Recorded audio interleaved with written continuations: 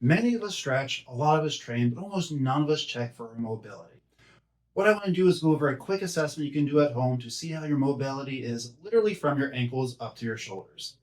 Hello, I'm Dr. Michael Brandon, chiropractor at Functionized here in the Fit Clinic, and I've got a favorite little test that does a great way of seeing exactly how good is our mobility in our ankles, our hips, our knees, our low back, and our shoulders. And it's something you can do as a quick self-assessment at home, and it is the deep overhead squat.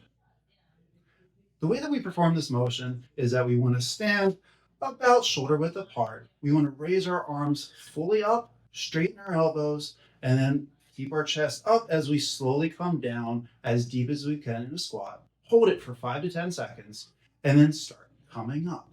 What we're looking for is mobility in the main joints that is used in this motion. So some of the cues that we're looking for to see how well we're doing with this is, does our heel come up off the floor? Are we going deep enough into the squat? Do we have our chest that stays lifted and raised the entire time?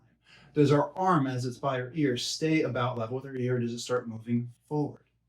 Each of these little deficiencies lets us know some ideas as to what might be going on. And the main reason why this matters is that this motion helps mimic a lot of real world activity that we're going to do. Things like lifting something overhead or reaching overhead, squatting down to pick something up off the floor, just having strong core and posture under load. So, what we do for each of these issues kind of is individualistic, but there are some generalities. So, let's hit a few of those really quick.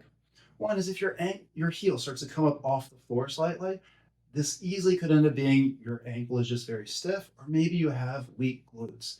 If you can't go down deep enough in the squat, this could be a hip restriction, this could be a lumbar restriction, this could be tight glute rotators.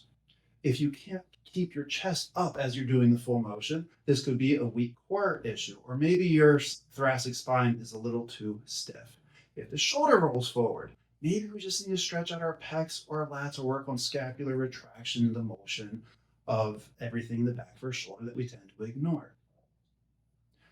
When you do self-assessment, it just because you have some detriments, it doesn't mean that you're breaking or everything's going wrong, but it gives you a very direct method to be a lot better, to help out with the biomechanics and have less pain in the future.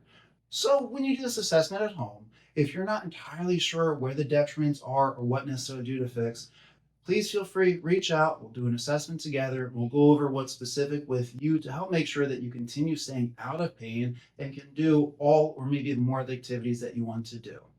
Thank you guys very much. We'll talk soon.